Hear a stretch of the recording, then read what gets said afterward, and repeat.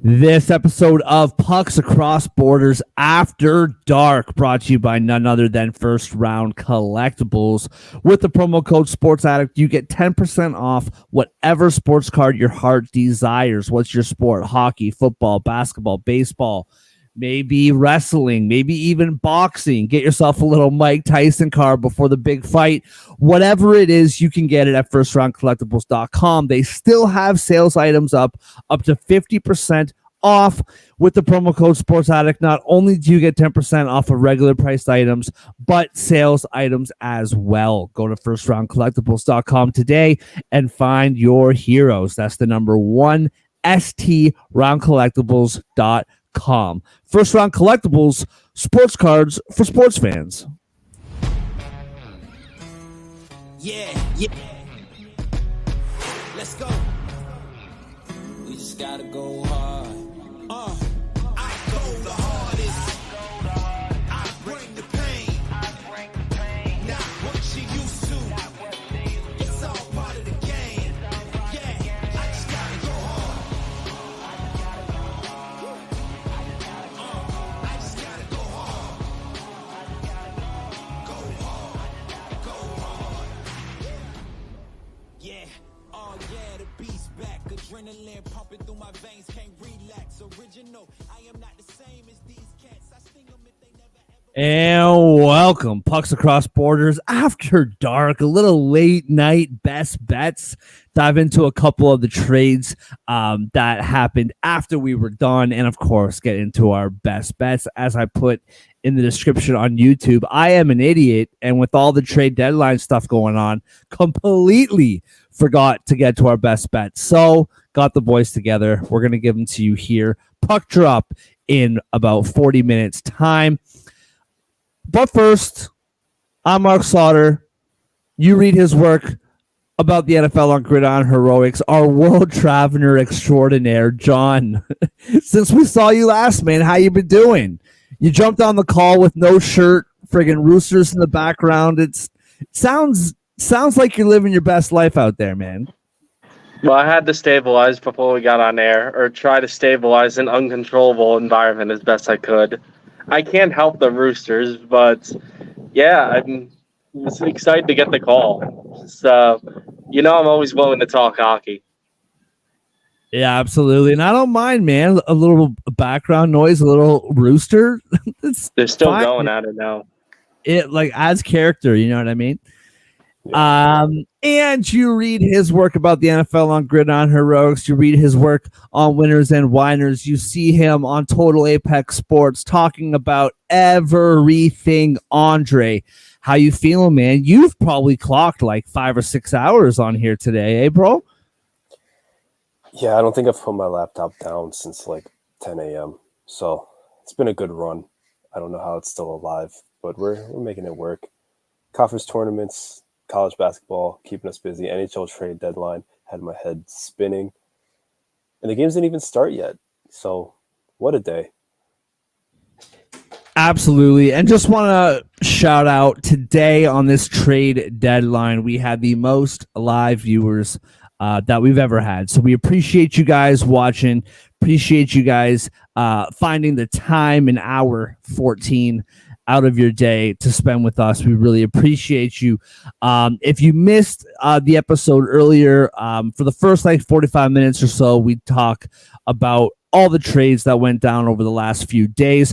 Now, before we get into our best bets tonight for tonight's games, let's dive into a couple quick trades. There was quite a few that happened after we left, but let's just dive into the couple of note.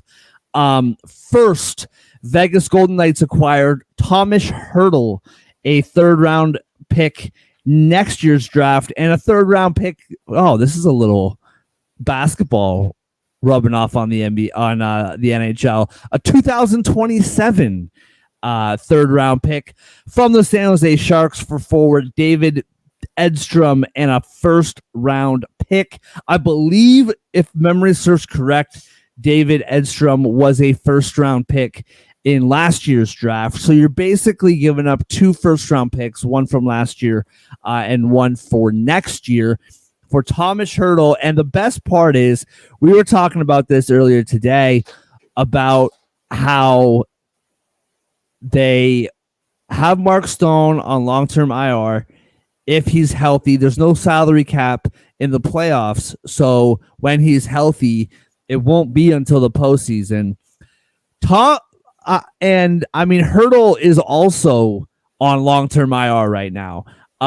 So super, super interesting how they're just like, oh, that doesn't matter. We'll just, take him. They're currently over the cap if they do dress him. So either they make a move, they send somebody down, whatever they got to do, or they just let him start playing in the playoffs, which I think is a bit risky. The one thing about this trade, before I get to you guys, is he has 6 years left after this. So this isn't just rental for the playoffs. Like, he has the majority of his deal left, which is really interesting. Andre, we'll go to you first, man. What do you see in this trade? The Vegas Golden Knights, man, they just keep moving. Yeah, they did it again. That's really the best I can give you. It's a move not just for this year, but for the future. Like you said, I just really don't understand how they keep getting away with it. They have fully healthy come playoff time, when long-term IR rules cease to exist or apply. They're going to have a squad. You're going to have a very, very, very dangerous team. Again, they're already the defending champs, so good for them. Always going for it every single year. As an expansion franchise, no less, they really haven't had any failures. They've had like one bad season in their history. Kind of. Hurdle's going to help them for a long time. It's like the Eichel move. I think it's more than just this year or the year that the trade is being trying to win. So there's a vision, there's a plan. They're making it work. Yeah, that's where I think the enormity of this deal really, really kicks in, right? Is that this is not a rental. He's going to be here for a long time. And most of the trades that happened have either been rumored, not necessarily to that team, but the name has been out there in the trade rumors for a few weeks or maybe even just a couple days. But this came out of nowhere. Like, this was completely out of left field. I listen to a lot of hockey radio. I am, like you guys, always taking in hockey content, and I haven't heard his name in trade rumors at all. So super interesting. John, you got anything to add of Vegas adding Hurdle to the mix out there in the desert? Not really. You guys pretty much took the words out of my mouth. I know better than to doubt the Vegas front office, because honestly, from the jump, they've been very well run. I would argue maybe the best run organization in the NHL. So I'm going to be intrigued to see how this plays out, given that this is 6 years, as you stated. So if Vegas's history is any indication, it looks like they just got even better today, for not just this season, but for the foreseeable future. We're stuck with the Knights, essentially. The only thing that I would not push back, but the only thing that I would say is they're only a well-run head office because they're winning. Like, they do risky stuff, man. Like, they don't care. They trade.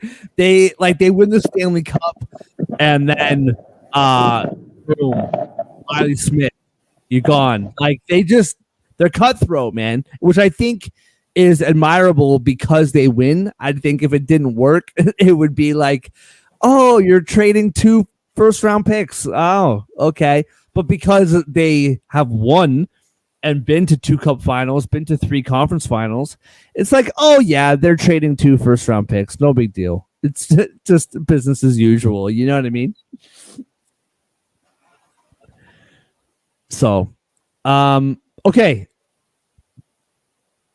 I wanted to talk to you, John, specifically because we've been doing this show together since what, like late October, early November? I think about late October, right? We've been doing this show together around there.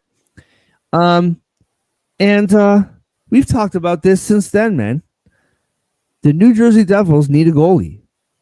This has been a topic of conversation since the playoffs last year. And so they're all not mathematically eliminated by any means.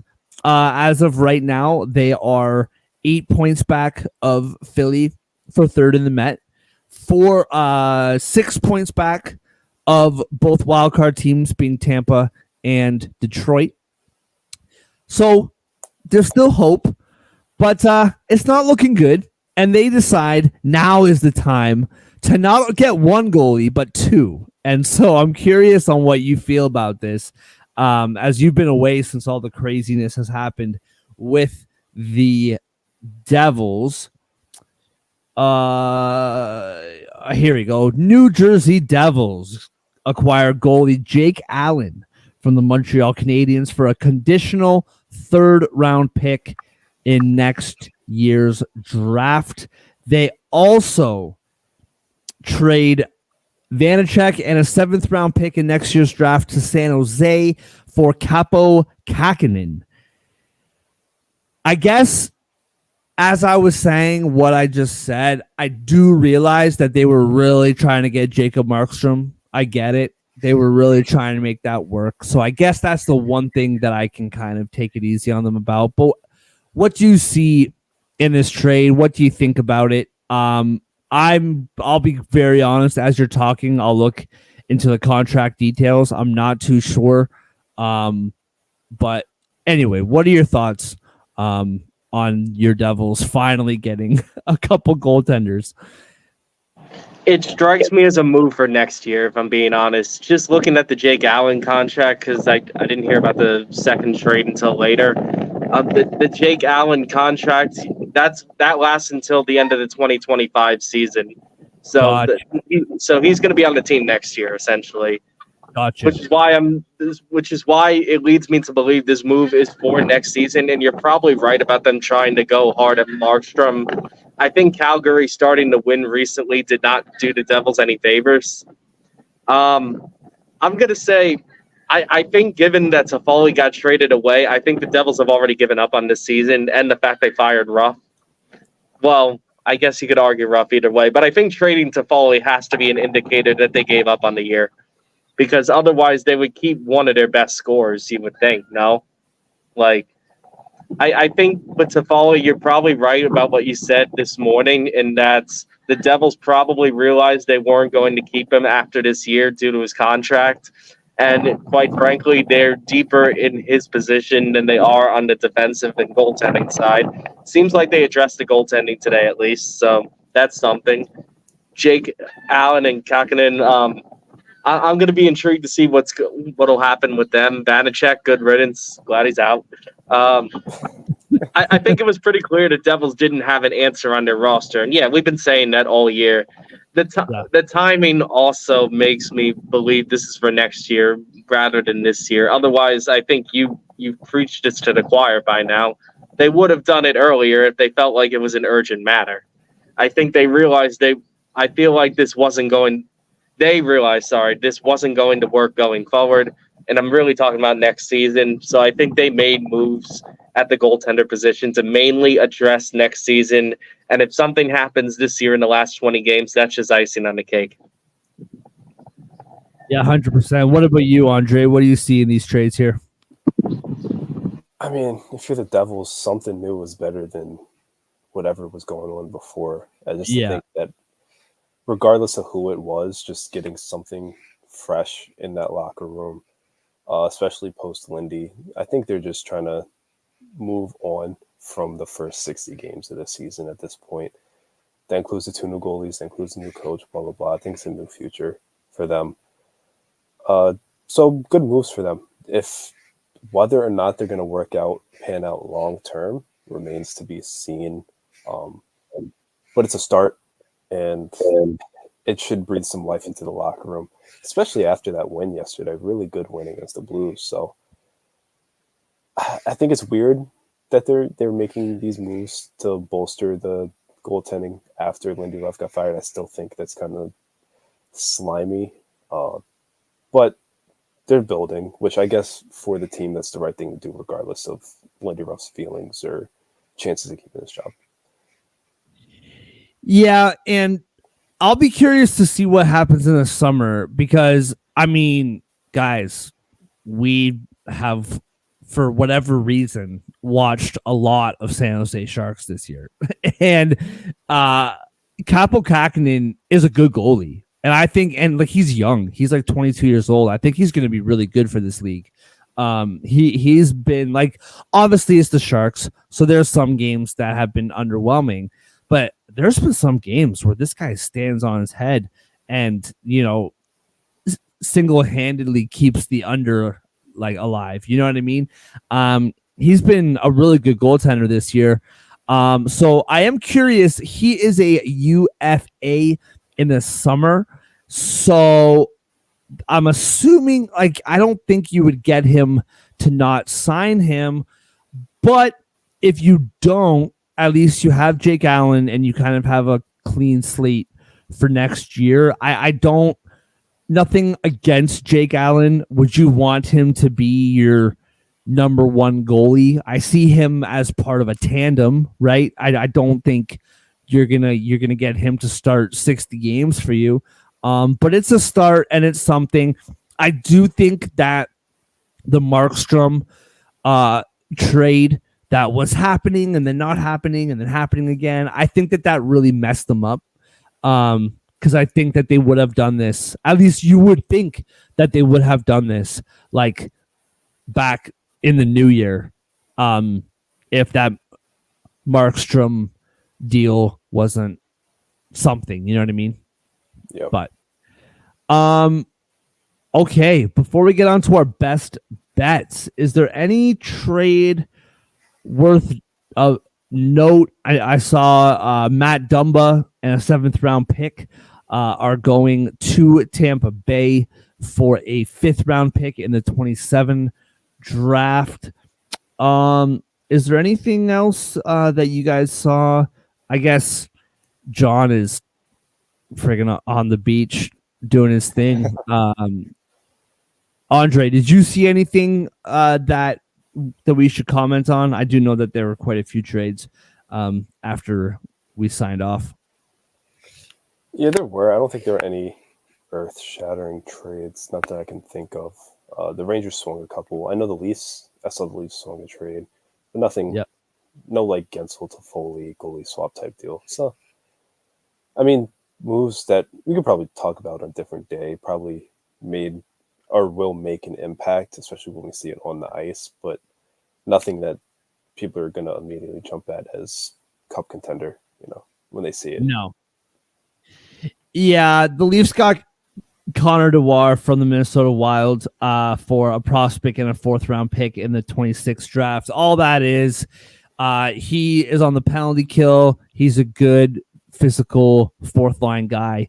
Nothing crazy. Our PK has been awful, especially relative to the Leafs power play. So that's all that is just kind of showing that up, but not earth shattering by any means.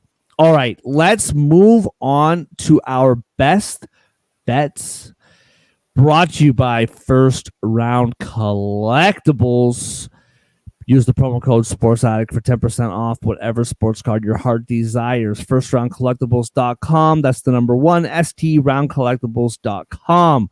First Round Collectibles, sports cards for sports fans. We will go to you first, John. What is your best? And do you have a way to watch these games? Like, what do you do out there? I mean, I have my laptop with me. I suppose I could watch some stuff on there. What I really need to do is get some access back to my streaming services. So that would be it for now. I don't know why, Andre. I'm just picturing this guy just sitting on the beach in silence. Like just sitting there with like a pina colada or something, you know what I mean? Like just doing nothing. Love it. We'll start with you, bro. John, what's your best bet for this Friday night? Uh, well, this morning when we were doing the show, I really liked the Red Wings over the Coyotes, not just on the money line, but on the puck line. And given the odds you have below on the screen here, it seems like the money line went up. So I guess I was right to pick the puck line. Um, Red Wings, I know this morning it was plus 180, and I think you told me before we got on now it's plus 170 to puck line. Yep. So I do really like that. Coyotes are playing a back-to-back. I think the Red Wings are starting to feel the heat from the Islanders.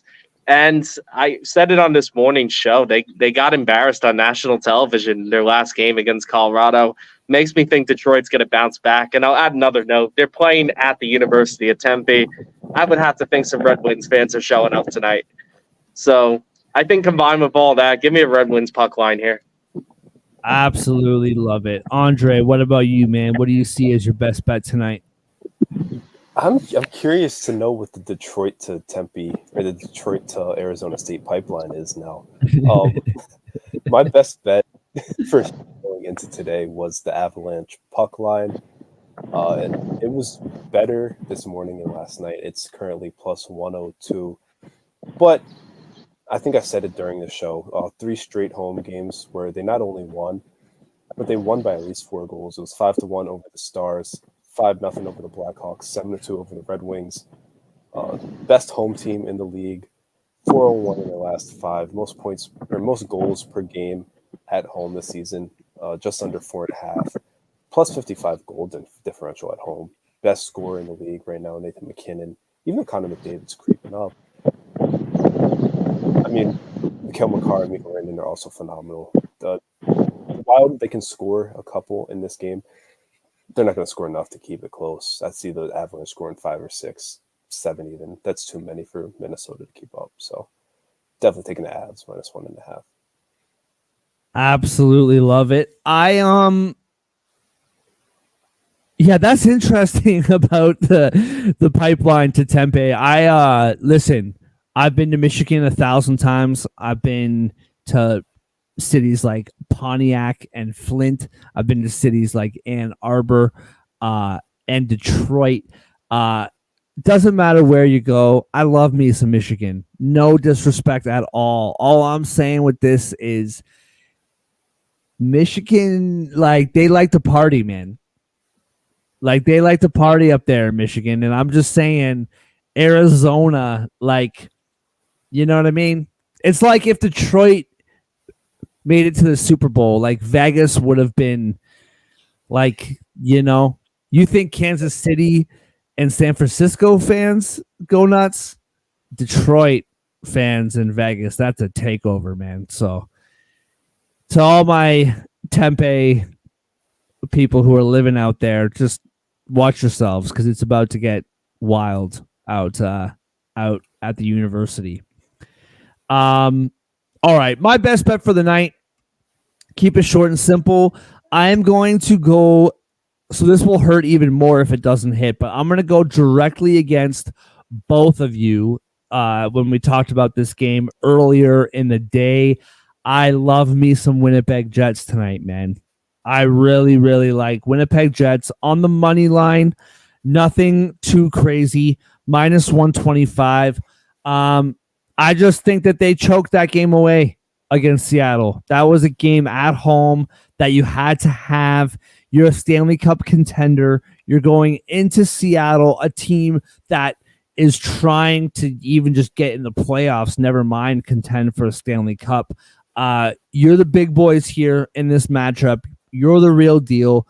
Avenge yourselves of that choke job the other night and go out and win a game. Minus 125 on the money line. A little side note, Kyle Connor, man, he's been scoring lately. He's been getting back on the score sheet. Took him a while to get cooking, but he's been going. He's plus 145. Niederreiter has 4 goals in his last 5 games. He is plus 260 to score tonight. So give me some Niederreiter, give me some Kyle Connor. I'll take them both. That's okay. they've both scored in multiple games in the last little bit. So those are my favorite bets, but my best bet is Winnipeg money line minus 125. Mark, can I interest you in something from that game? Just a little side action. Mm-hmm. Excluding overtime, race to 4 goals. Neither team is plus 105. So if you think neither team's going to score 4 goals in 60 minutes, it's plus 105. Yeah, I like that bet a lot. I think that, it's actually funny that you mentioned that. I forgot to touch on this. Actually, I don't even remember what I said in the episode earlier today. But the over's 5.5, minus 115 for the over, minus 105 for the under. And I don't want to really touch it because it's 5.5, and that's kind of scary. But that last game, I was convinced, and I actually think that we threw it out here on the show. That last game against Seattle earlier in the week, I thought that was going to be under by a mile, and it went over. So I really like the under 5.5 play. Now you're telling me that it's excluding overtime. So if the game goes into overtime 3-3, then the bet hits, correct? That's what it says. Amazing. Then absolutely. I love that one. Love it. Although if it's 3-2 with an empty net, that's going to be spicy. But I'm all about it. Yeah, knowing us, that'll be exactly what happens. Yeah. Just real quick, I guess there's only like 10 minutes left before the first 2 games drop. John, you had Red Wings minus 1.5, correct? Yeah, at plus 170. I had the Avs minus 1.5. It's plus 102 right now. And Mark finishing it off at 10 with the Jets minus 125. Straight money line. That's plus 881 together. Woo! Good way to start the weekend. I mean, John, you could use some plus 800 money right now. You've been away for like weeks. Yeah, I got some making up to do. Yeah. Although, that's a conversation for another day. I don't know if you can gamble when you're not in your own personal state, can you?